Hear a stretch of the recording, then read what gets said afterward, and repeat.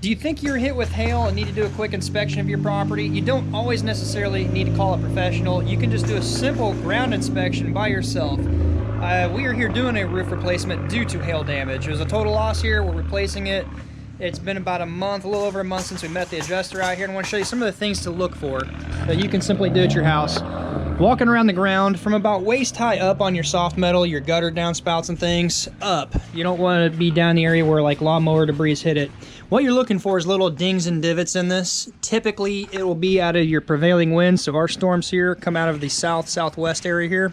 So looking up into these areas that are prone to being hit by it, just go up and down it, and if you're not sure, take a piece of chalk, regular standard chalk, and just rub up and down this. There's a good one you can see. It will, whoops, drop my truck.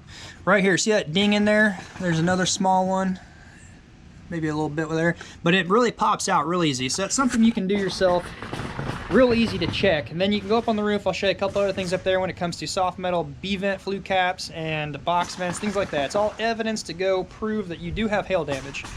If you're safe to get up on your roof, go for it. If not, call a qualified contractor. They'll more than likely come out and give a free assessment and start a claim for you on your roof project.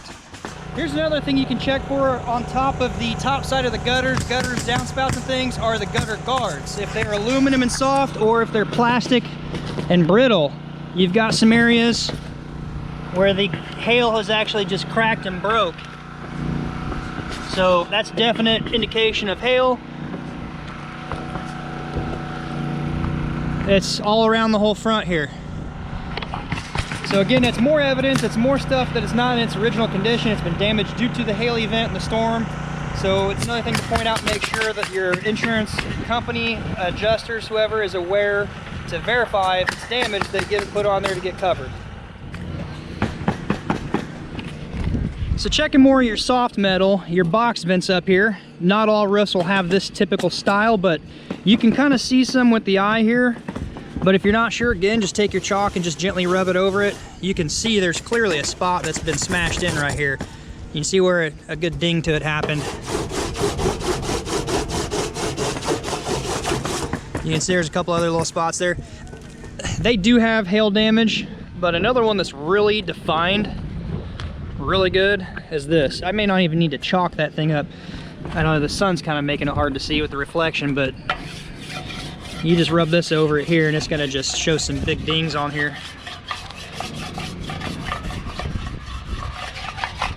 That thing got pelted pretty good. So this is all real simple, easy evidence to find it. Then you go to your shingles.